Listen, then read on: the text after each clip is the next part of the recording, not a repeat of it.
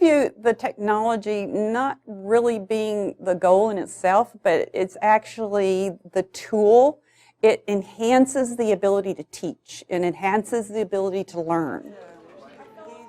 It's an enhancement that enables them to go much further than I possibly could through books, through lecture, through projects. It's something so uniquely different. It seems to involve such a high level of analysis, synthesis, evaluation, and working on the affective components at the same time. I had to go through not only the virtual training, but I had a lot of homework that I had to do, and I felt morally obligated to be ahead of the students so that I would know what they were going through. So I'd do these missions and quests before they would, so that I'd be able to help them on it. And so I was able to experience what they would be going through before they went through it, which helped me make more informed decisions. What was surprising to me is I began feeling like I was this character in this virtual world, and I was actually making these decisions. And I thought, if I'm feeling this, and I'm wanting to continue to do these things, and I know it's work, but it doesn't feel like work, I'm thinking, well, maybe the students would feel the same way.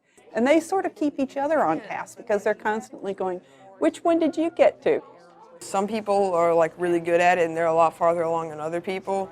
It's fun because you can kind of like see the other people in the world. So you may be at a different place than another person, but you can like still like chat with them on like the little things. What really impressed me the most was that it was tied in so closely with the North Carolina Standard Course of Study, and that they could do these interdisciplinary missions that were so highly complex that would really engage gifted students.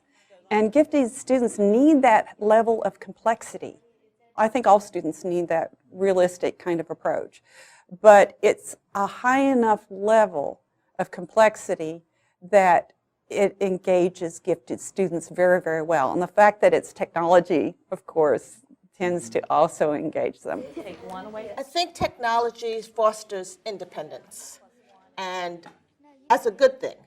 The student is working harder, they're working on their own, they're working in an environment that they're comfortable in, and they're focused. If you come in the media center and see these kids, they're not playing games on that computer. They're doing research, and they are focused. So I think the technology, since it's so innate and they're so used to doing it, that they really have improved their skills. What I've noticed when the students are using technology is that they do become much more engaged. I mean, these are children that are growing up in the digital age. They've got their cell phones, they've got their desktops at home. They want to be using the technology. And so by incorporating that into teaching, that engagement increases dramatically, I think, from the standard, here's the content, get it down, study it, spit it back. By giving them the option of using that technology, it makes them create something with the content in a way that they may not ordinarily do or even think about doing if we're just teaching them the material without having them use it.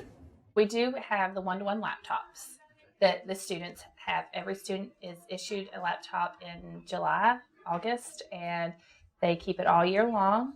They return it in June, but they take it home with them. They do their homework on there. Their grade book is on there. They have access to internet here at school. They can connect to their internet at home.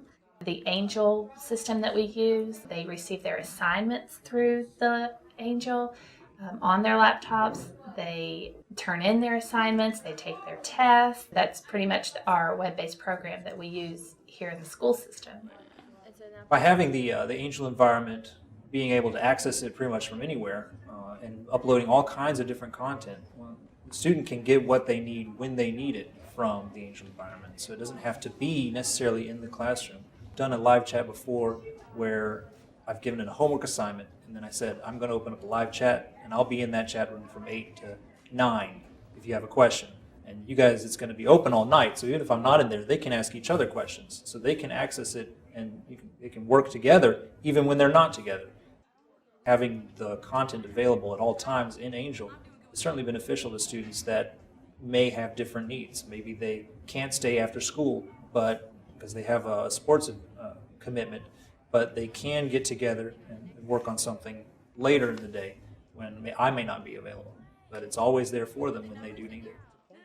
What I've been able to do with technology is to videotape my review sheets, for instance, the whole solution key to a review sheet. And then the students would have access to that solution key. And then if they didn't know how to work out some problems, they could actually go on there and see how the problems were being worked out and not just look at the answers. As far as like the number of kids that would come after school for help, they don't come anymore. And it's not that, it's because they know they have access to this stuff at home. You know what I'm saying? So in a way, teachers complain about having to, this extra job that they're having to help all these kids after school. And if you have different levels and different subjects, it's hard to do. And it'll drive you nuts if you have to do it every day. So it's really lessened the amount of kids that are even coming after school for help. I've used VoiceThread with this at-risk class that we had, and it was a small class, and the teacher was trying for everybody to get to know each other. So they each made a VoiceThread about themselves, and I made one about myself. The teacher made one about herself, because if we're going to ask the students to do it, we've got to do it ourselves. So we taught them how to do it. We showed them what we did, and people who you never hear from, the shy ones, they're recording their voices. So that when they present, they don't really have to orally get up there and present. They can have the microphone and the voice that's already recorded do it for them. And we found out so many, they talked about their interests and the pictures of their family, and it was fascinating. So that worked really well. You do have students who have sensory issues, especially more now. We're seeing a lot more of students who have things like autism or one of those broad spectrum disorders. They can work in a group sometimes without ever actually sitting next to the person or working with them through chat rooms and things like that. They really like that. Probably the most recent aha moment that I had was with a young man in my class who has, for years, refused to do any work on paper. And I spoke to his teachers from last year, and they're like, oh, he's just not going to do it, but he'll pass the end of grade test. I'm like, wait a minute, there has to be a reason. There just has to be a reason. And so I asked in the art room if we could borrow some tablets.